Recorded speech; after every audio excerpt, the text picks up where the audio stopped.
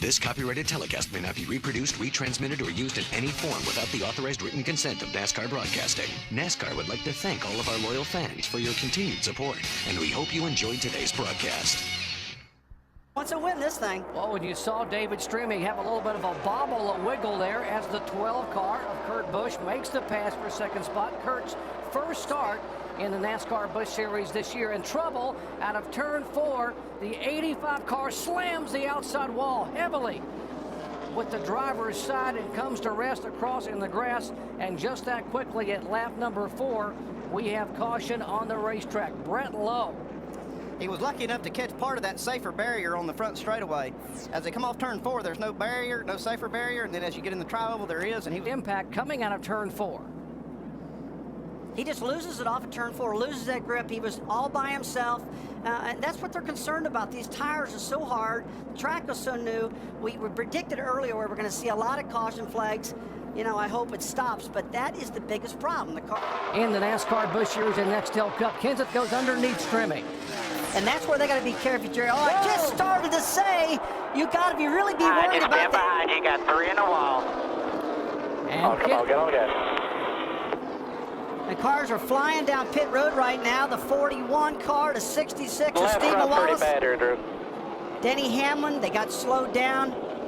Guys, I just got ready to say you got to be careful off of 4 with the arrow loose. Let's show you again. We were watching the 17 car. He just breaks free, and right behind him is the 2 of Clint Boyer. You see a lot of guys hitting down pit road right now. It's the right way to do it. They avoid that. They slow down. They've slowed down right now. There's no penalty. They can go back up on the racetrack. Here's a 24 Casey Mears spinning. The other cars coming into your picture as you see the 17 spin down in the grass. The 15 of Paul Menard. He had a little bit of miss in the engine. He tried switching ignition boxes to clear it up. But generally, if you have a total failure, then you switch ignition boxes. I've really never seen an ignition box start missing. It happened a couple times in my career, but that's something that very seldom happens.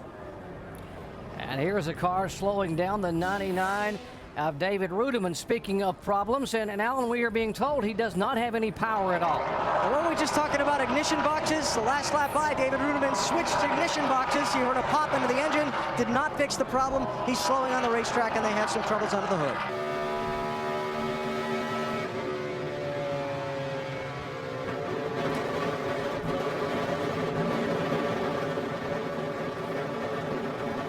that doesn't sound like ignition. Oh, almost runs over his crew member, but he is out and away. Oh, hard crash out of turn. Hold the brake right there. Hold the brake. Hold the brake. Nice save. And Marcus Ambrose, the Australian driver and rookie contender, who was a noted road racer, used a little road racing skill, Rusty, to get that car spun around. Ready, guys, come on. They got to get some time in before they can get racing again because they're sliding around. Look at Ambrose. Got that rear end kicked out all the way around. Jerry, when you get in that position, man, you just cannot catch it. That thing's gone. He spins the car. You see the roof flaps come up, Rusty, and it's like he nails the throttle. Watch the smoke come off the tires, and what a job. Very happy with that car. In fact, it was fourth quick in practice. Speaking of the struggles for Montoya, let's check in their pits with Mike. Well, Doc, you know what they say, you're only as good as your next race. Well, after the euphoria of Mexico City, that's dissipated. Trouble on the racetrack. Out of turn 4, oh, heavy one car sliding across and nowhere for Brent Sherman to go as the 18 car. That is the Joe Gibbs car. How bad over, Terry? Oh, boy, that's unlucky looks like dog. you got the right rear pretty good. Well, so much what I just said. Hey, he just got the lucky dog. Now he's very unlucky. We're up in turn 4 as he goes by the 28 car. And suddenly the bobble, and it's up against the wall. Thus bringing out yellow for the 5th time today. Of the 77 car being affected by the 5 car. That is Yeah, caution's out. Caution's out. Hold the brakes right there. Everybody's going above you. Cut a tire. We're listening in to Greg Biffle. Cut a tire. I heard it down the back stretch. That's what I get for trying to move that guy up. Just trying to give the 15 room, you know. We're all done, Eddie. Cut it right rear. Yeah, heavy damage on the right side. Heavy damage on the right side of the Greg Biffle Ford. Happened a moment ago. Yeah, you saw the rear end kick out from under the car. The nose went back up, and he tried to get that thing back off and save it a little bit. But boy, at least he didn't get driver's side first. He got knocked out in practice here when this track was built, and he knows those walls hurt. Dave? And Jerry, he got the lead on pit road. Oh, and a crash right now. Dave Blaney and Jason Leffler, teammates, Doc. Teammates again. We saw it last week at Mexico City, and now again, teammates this time. Leffler and the 10 car of Blaney, both for Todd Braun Motorsports. Two of the Toyotas have heavy damage. All day long out there running, boy, they just wiped them both out. Let's take a look, see what happens here. Oh, it just looks like Dave Blaney loses it on top side of the racetrack. Classic case of that arrow loose again, Andy. Yeah, and he just caught his teammate up in that. There was no contact between them until after Dave Blaney spun. Just unfortunate for this team to have both their cars wrapped up in this. That's one of the tightest corners getting into turn one, where we can get this dreaded arrow loose going on when these cars are packed side by side. And it's also three wide racing off turn two. Here's Paul Menard crashing off of turn two. Regan Smith is also there. We spun down the back straightaway, guys. Looks like he got loose up off of two.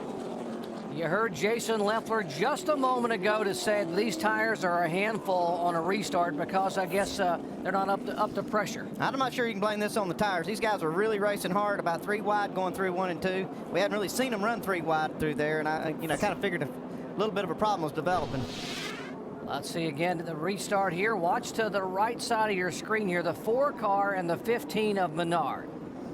You see Menard just flat loses it coming off of turn 2, and it's just a classic case we talked earlier in our presentation, Andy, about arrow loose. Paul Menard just lost that car, and that's just an indication of how hard these tires are again. Busch boys up front. I know you've raced 2 brothers, and Michael and Kenny Wallace. Did you ever race them any differently than you race someone else on the racetrack? Well, I really did. I raced them real hard, and I gave them a little room, and sometimes I felt that they held me up a little bit sometimes. I want to get out of the car, and I get all mad at them. They get mad at me back. Oh, we got another crash off of turn 2. The 1 car in the wall, J.J. Yaley. And that will... 20 got me loose to him. I was junk. You heard JJ's commentary talking back to James Finch's crew there. Here again in the corner, right side of your screen, way up across the racetrack. He said somebody got him loose on his radio, but it just didn't look like that. It looks like JJ got so high in the racetrack that he just spun. We'd have to go back in this replay again. We'll try to get back to it one more time. Of Jeff Burton and Casey Kane. Laps are clicking away here at Las Vegas Motor Speedway. You're watching ESPN on ABC.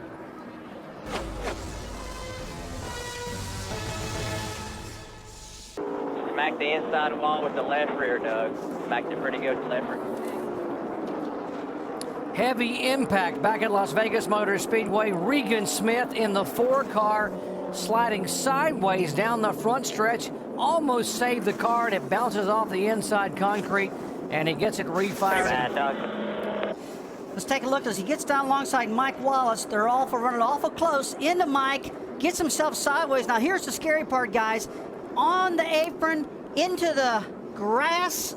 Oh, he missed the grass. And back, driver's side wall. We were looking out the window, guys, watching them go driver's side at that wall. Very concerned that was going to be a hard side drive. Now the big concern for Kane, fuel mileage. Tony Stewart pedaling his way toward the front. Whoa, trouble, and it is Casey Kane. Wreck in 2, caution is out, caution's out. And other cars sliding up across the racetrack are involved. Casey Kane, the 41 of Reed Sorensen, is involved. Oh, that's a hard impact on the front of Reed Sorensen's car. That's a heavy impact on the very front, head on. Caution coming out for the Nextel Cup event on Sunday. Now, you talk about risk reward. He just loses. This is a classic case of just spinning out again. Here's a driver who's got a lot of talent, one of the best drivers in all of NASCAR, and it just proves that they can lose the car also. It's just not the rookies.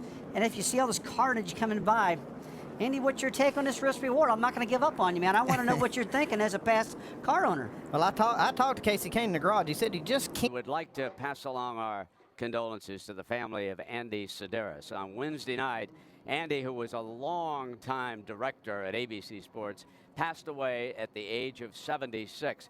All of you are very familiar with Andy's work. Wide world of sports with Roone Arledge in the old days, college football. Andy Sedaris pioneered many of the things that we now see today on television. And our condolences go to his wife, Arlene, and his 2 lovely daughters.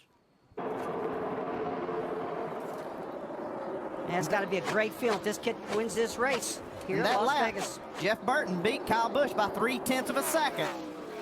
Boy, Burton has cut the margin in half in a lap and a half. Jerry, he is outrunning Kyle Busch 0.3, like Andy said. He's reeling him in big time. He's going to get there. Look at him flying on the top of that racetrack. The 29 car, Jeff Burton, was frustrated about what happened at California. His car faded in the final laps. He said, this will not happen to me today. It is 4 car lengths. It is 3 car lengths. As the white flag waves, they have 1 lap. Can Jeff Burton get there? Well, he's not fading now. Jeff Burton is right there. It's a car length. It's a half a car length.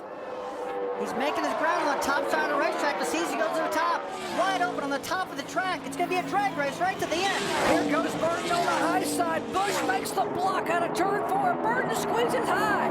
They are door to door. Jeff Burton! Good job. Woo-hoo. Jeff Burton takes the win, and Kyle Busch slams the wall on the outside. Unbelievable. You saw the 29 of Jeff Burton. Let's see if he's okay. Great job for Jeff Burton. What a finish. What an unbelievable effort. Jeff On Burton. the new tires, I just wasn't as good. I had to have some heat in the tires.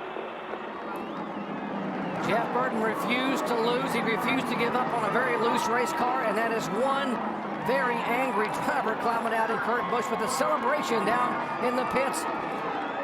That's one happy crew. He's angry because he's frustrated. He had a good car, but there's nothing he could have done. He did a great job throughout the day. Jeff Burton just had that run. He did a great job of working the top side. Listen to this crowd on their feet. A record crowd of over 105,000 as Jeff Burton comes down and salutes the crowd. And he's coming to talk to Kyle Busch, and Kyle is already gone. He's looking at an empty seat there right now. Burton did a great job on that top side. What a comeback for the 29 of Jeff Burton. Good sport. How about that for sportsmanship?